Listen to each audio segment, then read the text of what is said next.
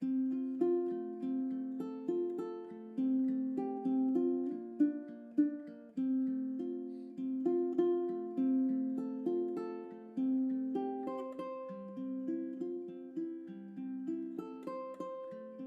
princípios do cristianismo, bem gravados no coração das pessoas, seriam infinitamente mais fortes que as virtudes humanistas das repúblicas, e esse medo serviu dos estados despóticos. Montesquieu.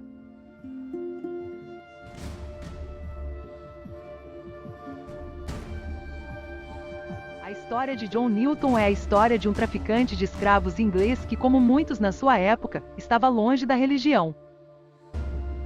Durante uma tempestade na costa da Irlanda, uma coisa inesperada aconteceu. Ele se converteu ao cristianismo. Mais tarde ele se tornou pastor anglicano e lutou junto com políticos para acabar com a escravidão na Inglaterra. Foi ele que escreveu o famoso hino Amazing Grace.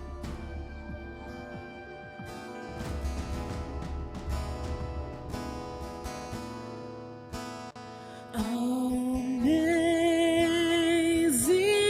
grace, how sweet the A escravidão nos parece uma coisa absurda, mas para a maior parte da humanidade era uma coisa bem normal.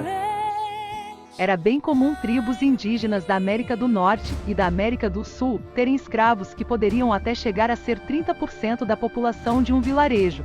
Uma extensa pesquisa mostra que, na maioria das vezes, eles eram bem maltratados, podendo até serem sacrificados e canibalizados.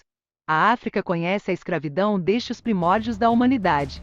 Na época moderna, o tráfico de escravos africanos era principalmente comandado por muçulmanos, chegando até a 30% da população africana. Até 15 milhões de africanos podem ter sido reduzidos à escravidão para servir em países africanos e no Oriente Médio. A escravidão em muitos dos países muçulmanos só acabou no século XX. No Extremo Oriente, a escravidão era uma tradição milenar. Muitos escravos trabalhavam em casa e o número de escravas sexuais na elite era muito grande. Até nas ilhas do Pacífico se praticava a escravidão. Como diz o sociólogo da história Rodney Stark. Na verdade, todas as sociedades um pouco desenvolvidas que conhecemos foram sociedades escravistas. Apesar dessa tendência natural, fortíssima, ter existido por centenas de milhares de anos, ela começou a desaparecer, simultaneamente em várias partes da Europa medieval. As últimas regiões da Europa que ainda seguiam essa norma mundial eram as que ficavam na fronteira de impérios muçulmanos. Era um ato de represália aos frequentes ataques de impérios muçulmanos no sul da Europa, onde a força bélica desses impérios era superior ao da Europa. Os escravos eram capturados depois de um ataque mal sucedido. Do século XVI ao XIX, mais de 1 milhão de europeus foram escravizados. Mesmo com essa ameaça, na Idade Média, existiam pressões, como as dos bispos de Veneza, para que cristãos de Veneza não fizessem mais escravos muçulmanos. O Papa Paulo III, no ano 1537, declarou claramente que nenhum povo, cristão ou não, poderia ser escravizado por cristãos. Depois dele, praticamente todos os papas reconfirmaram essa afirmação. No entanto, o cristianismo começou em um dos piores lugares da Terra.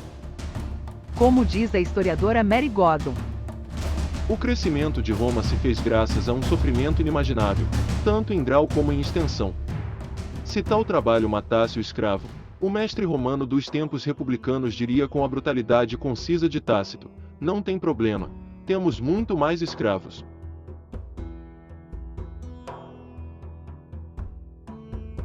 no começo da era cristã, o Império Romano recebia regularmente 20.000 escravos por dia de portos como Delos e Capedusa.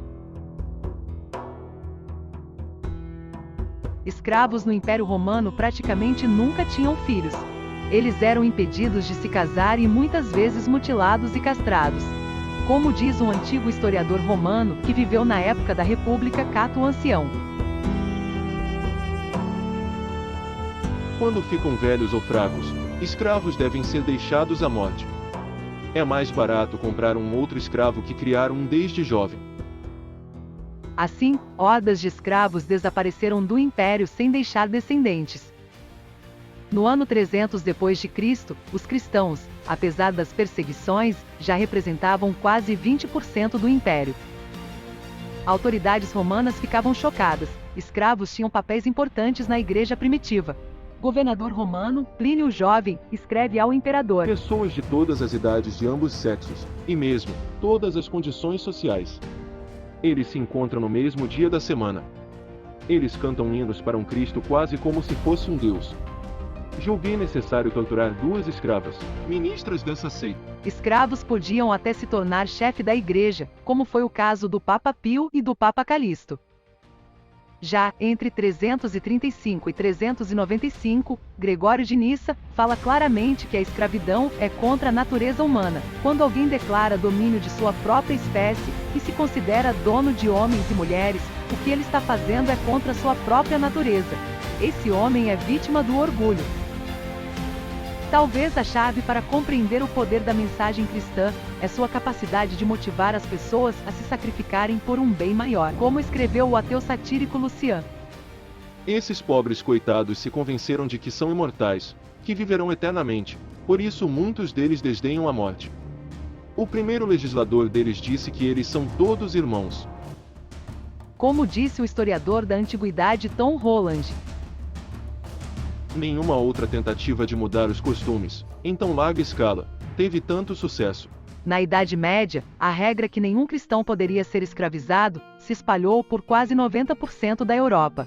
Várias grandes figuras do cristianismo, do fim da Antiguidade ao começo da Idade Média, como o Papa Gregório o Grande, continuaram a proclamar a escravidão como sendo contra a lei natural e a abolição uma exigência cristã. Por volta do ano 660, a então escrava, Santa Batilda, se tornou rainha de um reino franco e interditou o comércio de escravos.